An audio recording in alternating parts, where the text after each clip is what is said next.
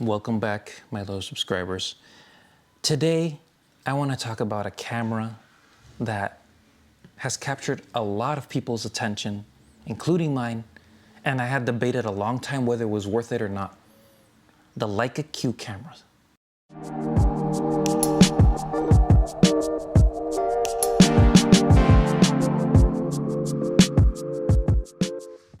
So I started photography. I didn't know anything about full frame, APS-C,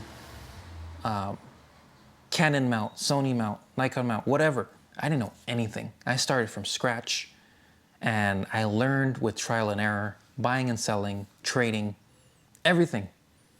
Investing, not investing, wasting money. You live and learn. My photo journey has been like that, and I think it is like that for a lot of you. That's why I think videos like this are important, where they're real, not an advertisement, in the journey of getting lenses and cameras and just all the camera equipment, lighting. You learn a lot, and you learn to see. If you stick to it for years, like I have, you learn to appreciate so many aspects of photography and life. And by that I mean, like for example, when I go to a park and I'm walking, just enjoying leisure, I will carry a camera with me because to me, it helps me engage more with what I'm seeing because I'm noticing more of the fine details of a certain plant, a certain scenery, you name it. That's how it's a sort of meditation for me. So what am I getting at? I'm getting at photography being more than the gear many times. So you might have like thousands, or not thousands, you might have a bunch of lenses, a bunch of cameras, and you're just like doing all the jobs, doing the work, putting the work in, recording yourself. Sometimes we forget the fun part of it, which is why we do it. And we do it to capture memories. We do it to have fun, engage with our environment, capture things, be proud of what we're capturing, marvel at what we're looking at. Like if it's a scenery or it's a portrait or whatever, if it's your pet, you're gonna love that picture that you took of your pet. So photography is more than all the features and the gear and all the many lenses you can add. It's fun, I'm not gonna lie, but you do get to a point where you want to have something in your collection, and I'm just talking nonsense because I'm talking about buying more things, where you can just carry it with you, shoot whatever, not worry about switching any lenses. So what I'm talking about is kind of like a point and shoot, basically, what a lot of people use their phones for. But for us photographers, we're nerds. We want the best of the best all the time in the smallest package. So point and shoots were created to create that bridge between compactness and quality. So X100V, the Q system, Sony RX, R1, R1X, R2, whatever it's called. So many R's in that. These type of cameras allow you to just remove all that fuss, all that noise. You get the compact camera, it has one focal length, you go out and shoot. And it's casual, it doesn't stand out as much. You just take pictures of everything. You take pictures of life, the everyday, the non-posed, the candid, the in-the-moment moments that a lot of times we get delayed from capturing because we're carrying giant gear, we gotta switch a lens, people are watching us, or we'll get shy because you're aiming a camera at them. It's not as genuine because of those influences. So a camera like the X100, which I have used, is an amazing camera because it's compact, you take it everywhere. A Deluxe 7 or an LX 100 from Lumix, all these cameras they're fostering that ability to remove fuss because we can get really complicated really quick and want to overdo things versus focusing on capturing moments. So with that in mind, I became a Leica fan because I was trying out their lenses, which I had never used before. I found some good deals out there to use really old ones that are still functioning well, got cleaned, refurbished, using them with my Sony cameras to manually focus, just loving the look, loving the character, trying out the Leica TL system that I made a video about. If you haven't seen it, go ahead and watch it. Experimenting it, seeing how it didn't fit with my needs, but still learning more about the brand, is history and what it's, what it's delivering in essence, to then trying out the Deluxe 7, which is their compact micro four thirds sensor camera. I still have that camera. You can also watch that video. But everyone's been talking about the Leica Q, and it's hard to ignore it because it's a very attractive camera. It has vintage vibes, it's full frame, it's giving you a wide angle lens that will allow you to capture family moments, friend moments, food, pets, without compromising on quality. With the caveat of less buttons, less features, not being the best of the best, which makes it really hard to justify buying it. But I made the jump, I sold a couple of things, and I really wanted to try this out. So what I've got in my hands is a pre-owned Leica Q2. And I've got to say, I was scared when I bought it because I did get it for a lot less than they were selling a few months ago, only because the Q3 came out. So that's the only reason I have this in my hands right now. Had the Q3 not come out, there was no way I would be buying this camera at all. So very good condition, couple dings here and there. I don't really care about that. It's a solid piece of metal. What I ended up with is something that I didn't think I would like so much. And also, I got it knowing that you could sell it quick. Everyone is going crazy for these things, so you can buy one and sell it really quick, probably make a profit. Let's not lie. So I have in my hands the camera. It's not, I would say it's not super small. It's not too big. I think I'm sounding like those Dr. Seuss books. It's just right. I think the size is just right. There were several things I was worried about getting this camera. One, the price. I had to sell a lot of things to get it. It was a sacrifice. I don't want you to think I'm bragging that I can afford it and buy every camera I want. Or a lot of us out there are working for every single dollar, every single penny.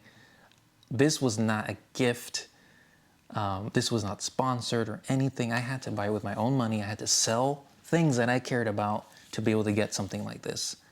And then even then, it's a risk because I wasn't sure if I was going to keep it or not. And I had already gotten rid of the things that I wanted, that I did want, but I had to sell. So that's the first reason this was hard for me. The second is 28 millimeters.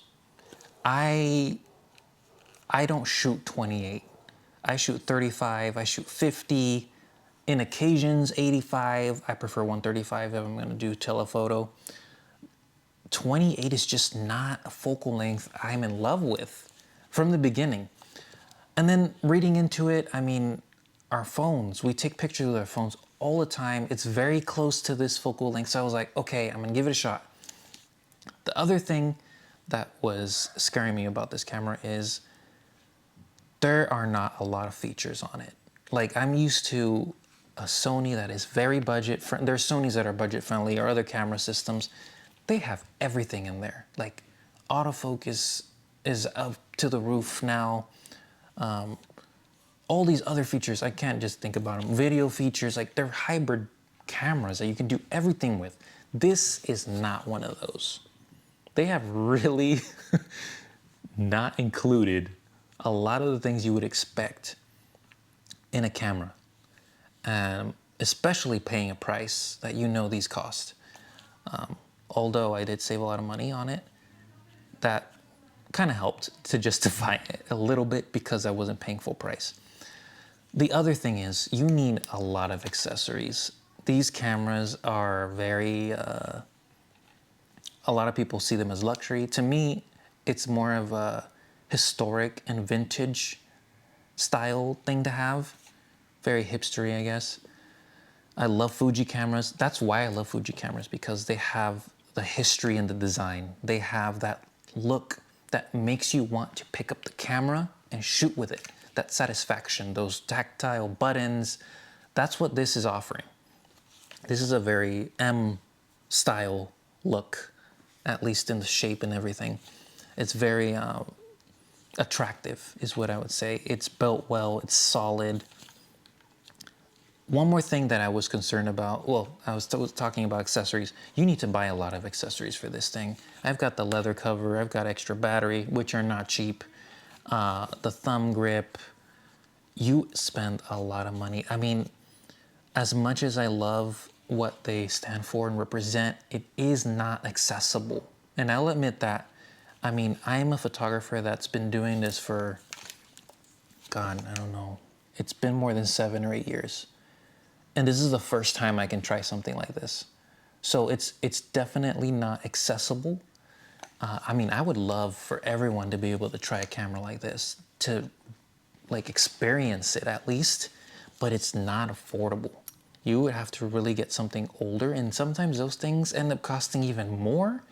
So in general, I don't like the pricing. I don't like that it represents wealth and luxury. That's not why I got it.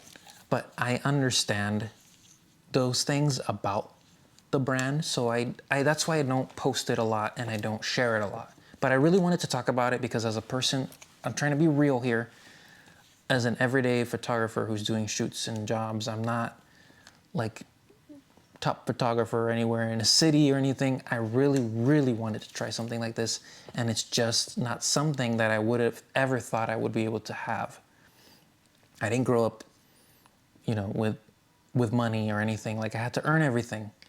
Like I had to work hard for everything. So it's also, and the deep side of me, it hurts because I want photography to be accessible. I want people to experience high quality imaging, the joy of capturing memories. To me, they're very important. I am basically the family historian because I care so much about this.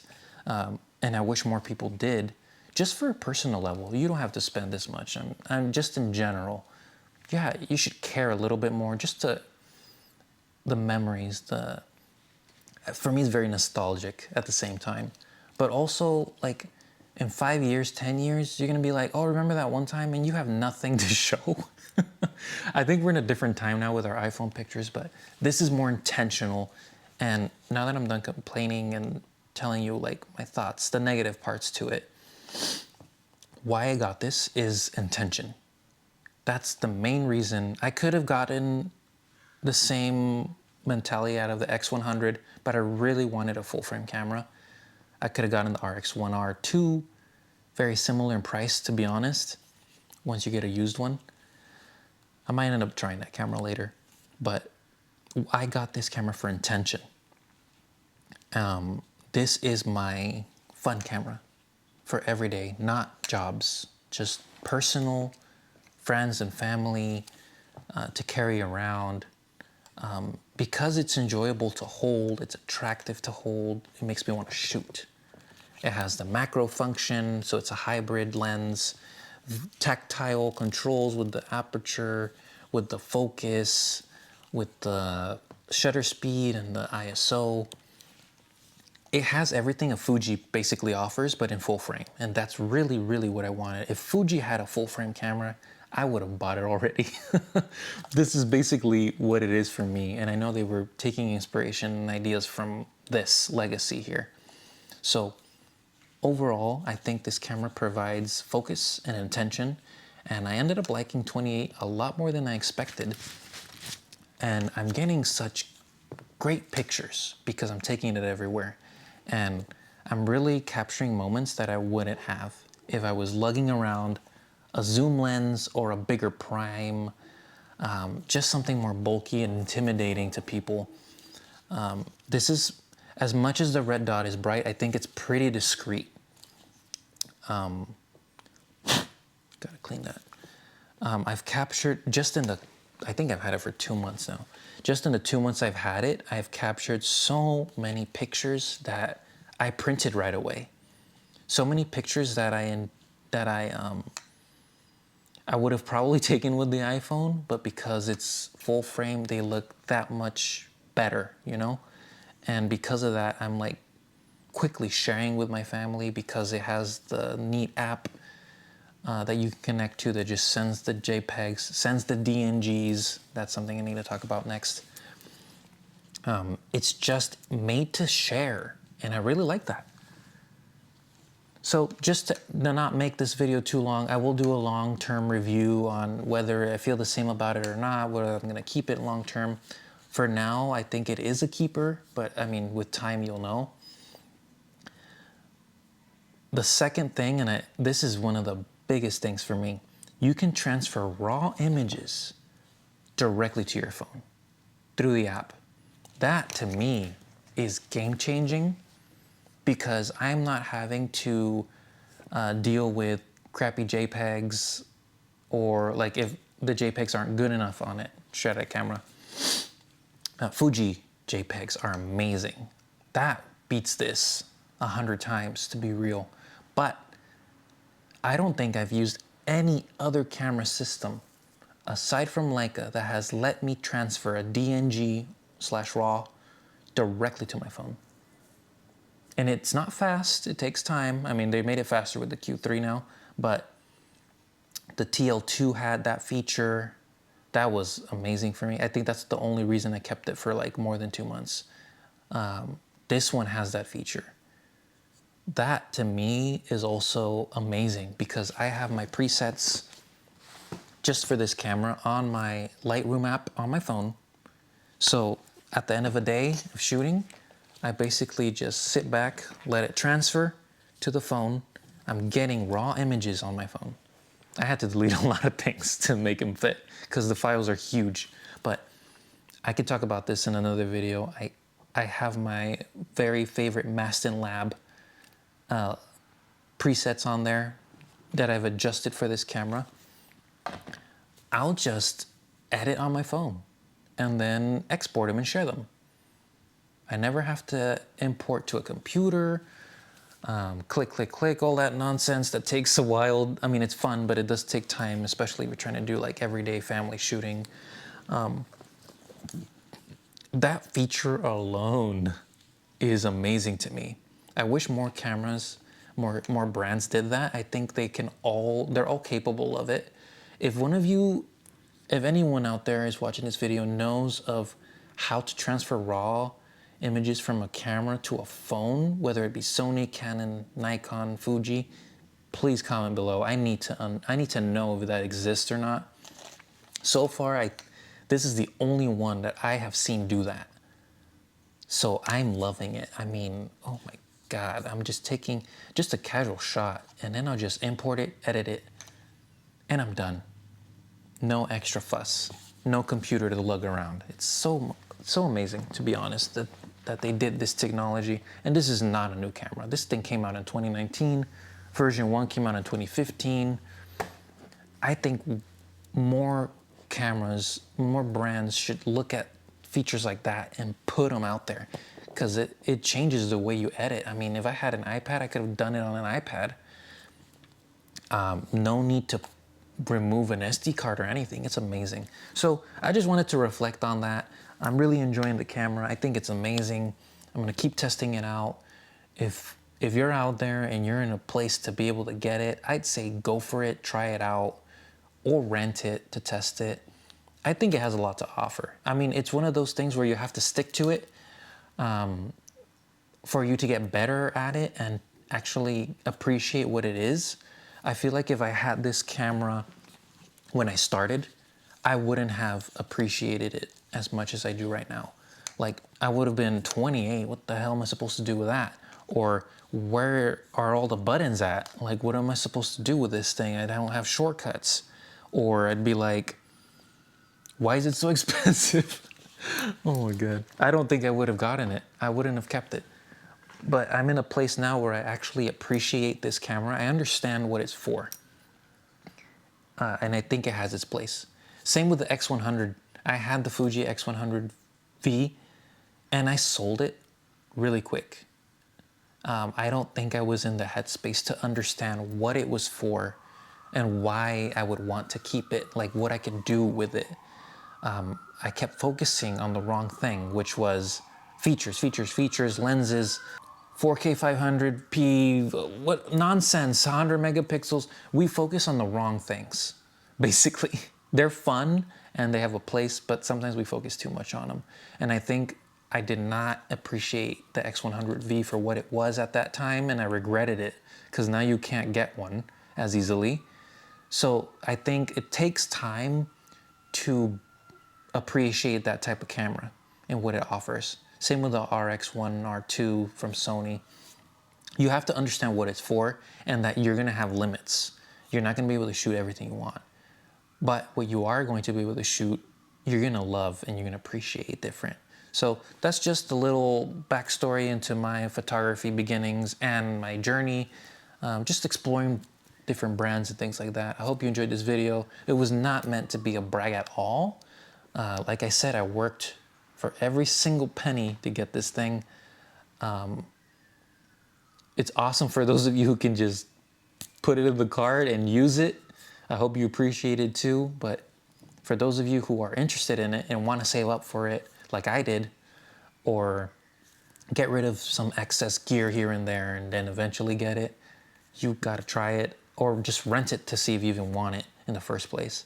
But it's a great camera. I didn't feel like I need the Q3, the latest model. That was also another thing. You have to get out of that mentality of wanting the latest camera, the latest lens, because many times what you already have, what we have right now, there are so many good options for good prices that you can do every type of shoot that you want. Yes, if you're top of the industry and you've got the money, you've got the best of everything, yeah, it makes sense, keep upgrading. But if you're trying to be budget savvy and, try to make money wherever you can with the job, with the work, you don't need the latest gear of everything. There's a lot of good stuff out there that still works for a long time, and this has proven it. This is not a new camera, it works awesome. Or old Fujis, I used the X-T2, that is a couple years old, bought it used for pennies, and that thing is still working amazing like a workhorse. We'll talk about that more later. Well, thanks for watching. I hope you enjoyed the video.